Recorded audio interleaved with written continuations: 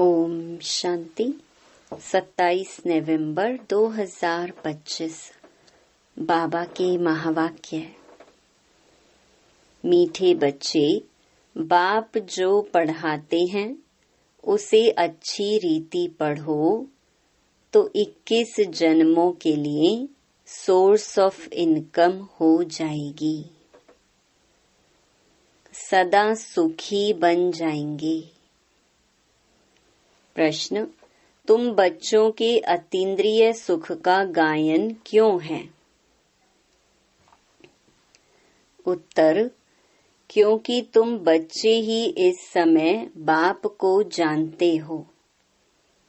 तुमने ही बाप द्वारा सृष्टि के आदि मध्य अंत को जाना है। तुम अभी संगम पर बेहद में खड़े हो। जानते हो अभी हम इस खारी चैनल से अमृत के मीठे चैनल में जा रहे हैं। हमें स्वयं भगवान पढ़ा रहे हैं। ऐसी खुशी ब्राह्मणों को ही रहती है, इसीलिए अतीन्द्रिय सुख तुम्हारा ही गाया हुआ है। ओम शांति।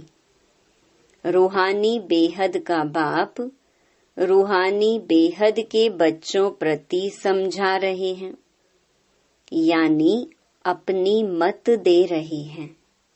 यह तो जरूर समझते हो कि हम जीव आत्माएं हैं, परंतु निश्चय तो अपने को आत्मा करना है ना।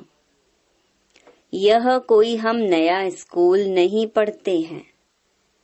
हर 5000 वर्ष के बाद पढ़ते आते हैं। बाबा पूछते हैं ना, आगे कभी पढ़ने आए हो? तो सब कहते हैं हम हर 5000 वर्ष बाद पुरुषोत्तम संगम युगे बाबा के पास आते हैं। यह तो याद होगा ना कि यह भी भूल जाते हो। स्टूडेंट को स्कूल तो जरूर याद आएगा ना। एम ऑब्जेक्ट तो एक ही है। जो भी बच्चे बनते हैं, फिर 2 दिन का बच्चा हो या पुराना हो, परंतु एम ऑब्जेक्ट एक है। कोई को भी घाटा नहीं हो सकता। पढ़ाई में इनकम है, वह भी ग्रंथ बैठ पढ़कर सुनाते हैं तो कमाई होती है। झट शरीर निर्वाह निकल आएगा। साधु बना, 1-2 शास्त्र बैठ सुनाया, इनकम हो जाएगी। अभी यह सब सोर्स ऑफ इनकम है। हर एक बात में इनकम चाहिए ना। पैसे हैं तो कहाँ भी घूम फिर आओ। तुम बच्चे जानते हो बाबा हमको बहुत अच्छी पढ़ाई पढ़ाते हैं, जिससे 21 जन्मों की इनकम मिलती है। यह इनकम ऐसी है जो हम सदा सुखी बन जाएंगे, कभी बीमार नहीं होंगे, सदा अमर रहेंगे। यह निश्चय करना होता है। ऐसे ऐसे निश्चय रखने से तुमको उल्लास आएगा, नहीं तो कोई ना कोई बात में घुटका आता रहेगा। अंदर में सिमरन करना चाहिए, हम बेहद के बाप से पढ़ रहे हैं। भगवानुवाच, यह तो गीता है। गीता का भी युग आता है ना। सिर्फ भूल गए हैं, यह है 5वां युग। यह संगम बहुत छोटा है। वास्तव में चौथाई भी नहीं कहेंगे, परसेंटेज लगा सकते हैं। सो भी आगे चल बाप बतलाते रहेंगे। कुछ तो बाप के बतलाने की भी नोंद है ना। तुम सभी आत्माओं में पाठ की नोंद है जो रिपीट हो रही है। तुम जो सीखते हो वह भी रेपिटेशन है ना। रेपिटेशन के राज का तुम बच्चों को मालूम हुआ है। कदम कदम पर पार्ट बदलता जा रहा है। एक सेकंड न मिले दूसरे से। जो मिसल टिक टिक चलती रहती है, टिक हुई, सेकंड पास हुआ, अभी तुम बेहद में खड़े हो। दूसरा कोई भी मनुष्य मात्र बेहद में नहीं खड़ा है। कोई को भी बेहद की अर्थात आदि मध्य अंत की नॉलेज नहीं है। अभी तुमको फ्यूचर का भी मालूम है। हम नई दुनिया में जा रहे हैं। यह है संगम युग, जिसको क्रॉस करना है। खारी चैनल है ना, यह है मीठे मीठे अमृत की चैनल, वह है विष की। अभी तुम विष के सागर से क्षीर सागर में जाते हो। यह है बेहद की बात। दुनिया में इन बातों का कुछ भी पता नहीं है, नई बात है ना। यह भी तुम जानते हो भगवान किसको कहा जाता है, वह क्या पार्ट बजाते हैं, टॉपिक में भी बताते हो। आओ तो परम पिता परमात्मा की बायोग्राफी तुमको समझाएं। यूं तो बच्चे बाप की बायोग्राफी सुनाते हैं, कॉमन है। यह तो फिर बापों का बाप है ना। तुम्हारे में भी नंबरवार पुरुषार्थ अनुसार जानते हैं। अब तुमको यथार्थ रीति बाप का परिचय देना है। तुमको भी बाप ने दिया है, तब तो समझाते हो, और तो कोई बेहद के बाप को जान ना सके। तुम भी संगम पर ही जानते हो। मनुष्य मात्र देवता हो व शूद्र हो, पुण्य आत्मा हो, पाप आत्मा हो, कोई भी नहीं जानते। सिर्फ तुम ब्राह्मण जो संगम युग पर हो, तुम ही जान रहे हो। तो तुम बच्चों को कितनी खुशी होनी चाहिए। तब तो गायन भी है। अतीन्द्रिय सुख पूछना हो तो गोप गोपियों से पूछो। बाबा बाप भी है, टीचर सतगुरु भी है। सुप्रीम अक्षर तो जरूर डालना है। कभी कभी बच्चे भूल जाते हैं।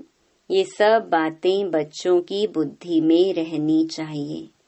शिव बाबा की महिमा में यह अक्षर जरूर डालने हैं। सिवाय तुम्हारे और तो कोई जानते ही नहीं। तुम समझा सकते हो तो गोया तुम्हारी विजय हुई ना। तुम जानते हो बेहद का बाप सर्व का शिक्षक, सर्व का सद्गति दाता है। बेहद का सुख, बेहद का ज्ञान देने वाला है। फिर भी ऐसे बाप को भूल जाते हो। माया कितनी समर्थ है। ईश्वर को तो समर्थ कहते हैं, परंतु माया भी कम नहीं है। तुम बच्चे अभी एक्यूरेट जानते हो। इनका तो नाम ही रखा है रावण। राम राज्य और रावण राज्य, इस पर भी एक्यूरेट समझाना चाहिए। राम राज्य है तो जरूर रावण राज्य भी है। सदैव राम राज्य तो हो ना सके। राम राज्य, श्री कृष्ण का राज्य कौन स्थापन करते हैं? यह बेहद का बाप बैठ समझाते हैं। तुमको भारत खंड की बहुत महिमा करनी चाहिए। भारत सच खंड था, कितनी महिमा थी। बनाने वाला बाप ही है। तुम्हारा बाप के साथ कितना लव है। एम ऑब्जेक्ट बुद्धि में है। यह भी जानते हो। हम स्टूडेंट को अपनी पढ़ाई का नशा होना चाहिए। कैरेक्टर का भी ख्याल होना चाहिए। विवेक कहता है जबकि गॉडली पढ़ाई है तो उसमें एक दिन भी मिस नहीं करना चाहिए। और टीचर के आने बाद लेट भी नहीं पहुंचना चाहिए। टीचर के बाद आना यह भी एक इंसल्ट है। स्कूल में भी पिछाड़ी में आते हैं तो उनको टीचर बाहर में खड़ा कर देते हैं। बाबा अपने छोटेपन का मिसाल भी बताते हैं। हमारा टीचर तो बहुत सख्त था, अंदर आने भी नहीं देता था। यहाँ तो बहुत हैं जो देरी से आते हैं। सर्विस करने वाला सपूत बच्चा जरूर बाप को प्यारा लगता है ना। अभी तुम समझते हो आदि सनातन देवी देवता धर्म तो यह था ना। इनका धर्म कब स्थापन हुआ, जरा भी किसकी बुद्धि में नहीं है। तुम्हारी बुद्धि से भी घड़ी घड़ी खिसक जाता है। तुम अभी देवी देवता बनने के लिए पुरुषार्थ कर रहे हो। कौन पढ़ा रहे हैं? खुद परम पिता परमात्मा। तुम समझते हो हमारा यह ब्राह्मण कुल है, डिनेस्टी नहीं होती है, यह है सर्वोत्तम ब्राह्मण कुल। बाप भी सर्वोत्तम है ना। ऊंच ते ऊंच है तो जरूर उनकी आमदनी भी ऊंची होगी। उनको ही श्री श्री कहते हैं, तुमको भी श्रेष्ठ बनाते हैं। तुम बच्चे ही जानते हो कि हमको श्रेष्ठ बनाने वाला कौन है, और कुछ भी नहीं समझते। तुम कहेंगे हमारा बाप बाप भी है, टीचर भी है, सतगुरु भी है, पढ़ा रही हैं। हम आत्माएं हैं, हम आत्माओं को बाप ने स्मृति दिलाई है, तुम हमारी संतान हो। ब्रदरहुड है ना। बाप को याद भी करते हैं, समझते हैं वह निराकारी बाप है, तो जरूर आत्मा को भी निराकार ही कहेंगे। आत्मा ही एक शरीर छोड़ दूसरा लेती है, फिर पार्ट बजाती है। मनुष्य फिर आत्मा के बदले अपने को शरीर समझ लेते हैं। मैं आत्मा हूँ यह भूल जाते हैं। मैं कभी भूलता नहीं है। तुम आत्माएं सभी हो सालीग्राम। मैं हूँ परम पिता माना परम आत्मा। उनके ऊपर कोई दूसरा नाम नहीं है। उस परम आत्मा का नाम है शिव। हो तुम भी ऐसे ही आत्मा, परंतु तुम सब सालीग्राम हो। शिव के मंदिर में जाते हो, वहाँ भी सालीग्राम बहुत रखते हैं। शिव की पूजा करते हैं तो सालीग्राम की भी साथ में करते हैं ना। तब बाबा ने समझाया था कि तुम्हारी आत्मा और शरीर दोनों की पूजा होती है। हमारी तो सिर्फ आत्मा की ही होती है, शरीर है नहीं। तुम कितना ऊंच बनते हो, बाबा को तो खुशी होती है ना। बाप गरीब होता है, बच्चे पढ़कर कितना चढ़ जाते हैं, क्या से क्या बन जाते हैं। बाप भी जानते हैं तुम कितने ऊंच थे, अब कितने ऑर्फन बन गए हो। बाप को ही नहीं जानते। अभी तुम बाप के बने हो तो सारे विश्व के मालिक बन जाते हो। बाप कहते हैं, मुझे कहते ही हो हेवनली गॉड फादर। यह भी तुम जानते हो, अभी स्वर्ग की स्थापना हो रही है। वहाँ क्या क्या होगा, यह सिवाय तुम्हारे और कोई की बुद्धि में नहीं है। तुम्हारी बुद्धि में है कि हम विश्व के मालिक थे, अब बन रहे हैं। प्रजा भी ऐसे कहेगी ना कि हम मालिक हैं। यह बातें तुम बच्चों की ही बुद्धि में हैं, तो खुशी रहनी चाहिए ना। यह बातें सुनकर फिर दूसरों को भी सुनानी है। इसीलिए सेंटर व म्यूजियम खोलते रहते हैं। जो कल्प पहले हुआ था वही होता रहेगा। म्यूजियम, सेंटर्स आदि के लिए तुमको बहुत ऑफर करेंगे, फिर बहुत निकल पड़ेंगे। सबकी हड्डियां नरम होती जाती हैं। सारी दुनिया की अब तुम हड्डियां नरम करते जाते हो। तुम्हारे योग में ताकत कितनी जबरदस्त है। बाप कहते हैं तुम्हारे में ताकत बहुत है। भोजन तुम योग में रहकर बनाओ, खिलाओ तो बुद्धि इसी तरफ खींचेगी। भक्ति मार्ग में तो गुरुओं का झूठा भी खाते हैं। तुम बच्चे समझते हो भक्ति मार्ग का विस्तार तो बहुत है, उनका वर्णन नहीं कर सकते। यह बीज वह झाड़ है, बीज का वर्णन कर सकते हैं। बाकी कोई को बोलो पेड़ के पत्ते गिनती करो तो कर नहीं सकेंगे। अथाह पत्ते होते हैं, बीज में तो पत्ते की निशानी दिखाई नहीं पड़ती है। वंडर है ना। इनको भी कुदरत कहेंगे। जीव जंतु कितने वंडरफुल हैं। अनेक प्रकार के कीड़े हैं। कैसे पैदा होते हैं? बहुत वंडरफुल ड्रामा है। इसको कहा ही जाता है नेचर। यह भी बना बनाया खेल है। सतयुग में क्या क्या देखेंगे, वह भी नई चीजें ही होंगी। एवरीथिंग न्यू होता है। मोर के लिए तो बाबा ने समझाया है। उनको भारत का नेशनल बर्ड कहते हैं, क्योंकि श्री कृष्ण के मुकुट में मोर का पंख दिखाते हैं।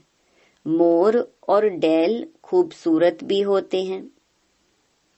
गर्भ भी आंसू से होता है, इसीलिए नेशनल बर्ड कहते हैं। ऐसे खूबसूरत पक्षी विलायत के तरफ भी होते हैं। अब तुम बच्चों को सारे सृष्टि के आदि मध्य अंत का राज समझाया है, जो और कोई नहीं जानते। बोलो हम आपको परमपिता परमात्मा की बायोग्राफी बताते हैं। रचता है तो जरूर उनकी रचना भी होगी। उनकी हिस्ट्री ज्योग्राफी हम जानते हैं। ऊंच ते ऊंच बेहद के बाप का क्या पार्ट है, यह हम जानते हैं। दुनिया तो कुछ भी नहीं जानती। यह बहुत छी दुनिया है। इस समय खूबसूरती में भी मुसीबत है। बच्चियों को देखो कैसे कैसे भगाते रहते हैं। तुम बच्चों को इस विकारी दुनिया से तो नफरत होनी चाहिए। यह छी दुनिया, छी शरीर है। हमको तो अब बाप को याद कर अपनी आत्मा को पवित्र बनाना है। हम सतो प्रधान थे, सुखी थे। अभी तमो प्रधान बने हैं तो दुखी हैं। फिर सतो प्रधान बनना है। तुम चाहते हो हम पतित से पावन बने।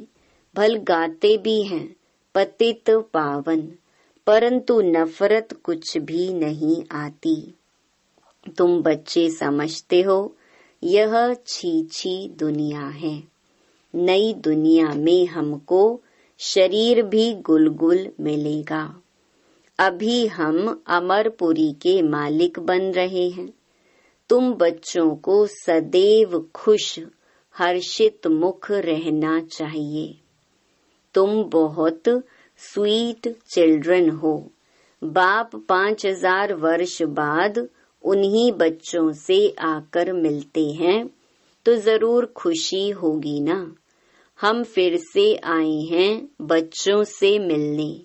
अच्छा, मीठे मीठे सिकिलधे बच्चों प्रति माता पिता बाप दादा का याद प्यार और गुड मॉर्निंग।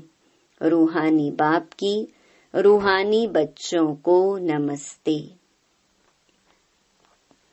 धारणा के लिए मुख्य सार।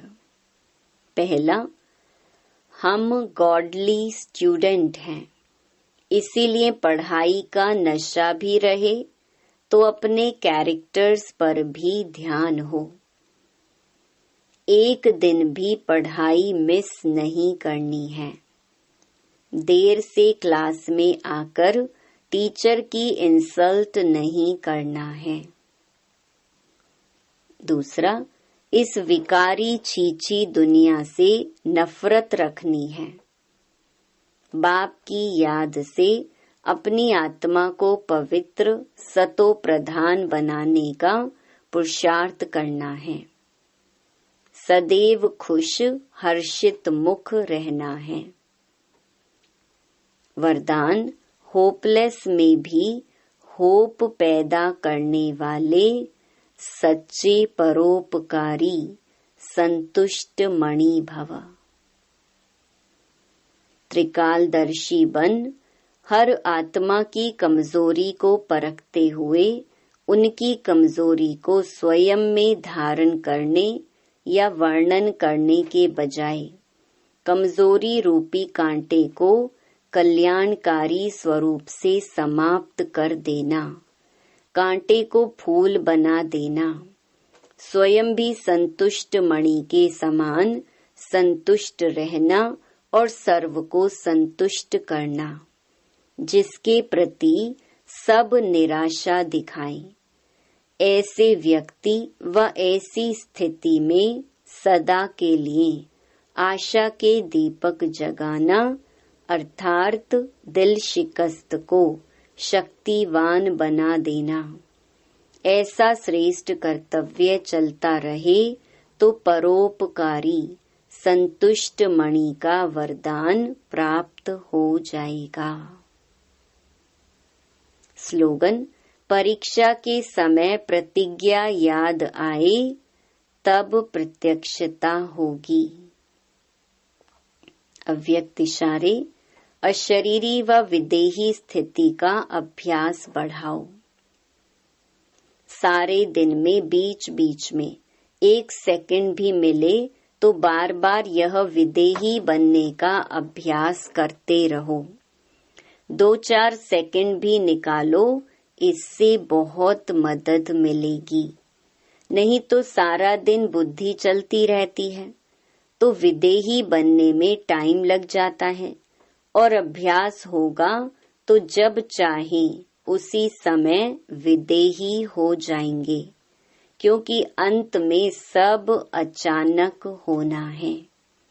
तो अचानक के पेपर में यह विदेहीपन का अभ्यास बहुत आवश्यक है। अच्छा, ओम शांति।